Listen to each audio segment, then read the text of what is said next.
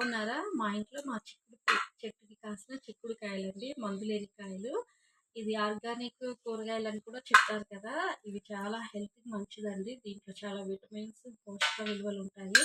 ఇవి ఇంట్లో చిన్న పిల్లలకి, పెద్దవాళ్ళకి అందరికి కూడా నిజంగా చాలా ఆరోగ్యం. ఈ కర్రీ టేస్ట్‌గా కూడా ఉంటుంది.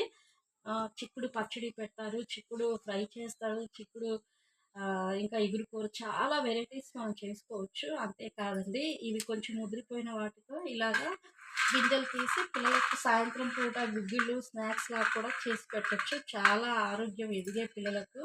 దీంట్లో చాలా పోషక విలువలుంటాయి. అంతే కాదండి, మనం అసలు మందు లేకుండా ఇంట్లో కూరగాయలు పండించి మన ఇంట్లో పెట్టడం వల్ల మనం అందరూ ఇంట్లో అందరికి కూడా నిజంగా చాలా హెల్తీగా ఉంటారు. మనం నిజంగా ఆరోగ్యంగా ఉన్నట్లేనండి ఖచ్చితంగా.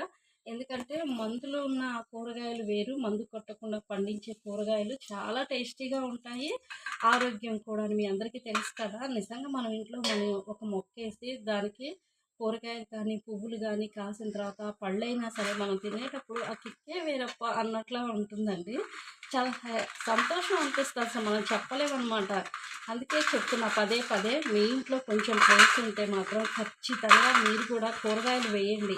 ఆకుకూరలైనా, ఏ కూరగాయలైనా ఏసి సీజన్ వారీగా అవి మన ఇంట్లో వాడటం వల్ల చాలా ఆరోగ్యం అండి. అందుకే చెప్తున్నా, ఎంత బిజీ టైం ఉన్నా ఏముంది కొంచెం విత్తనాలు చల్లేసి రోజు నీళ్లు పోస్తే చాలండి. అవే పెరుగుతాయి, అవే కాయలిస్తాయి, పూలిస్తాయి.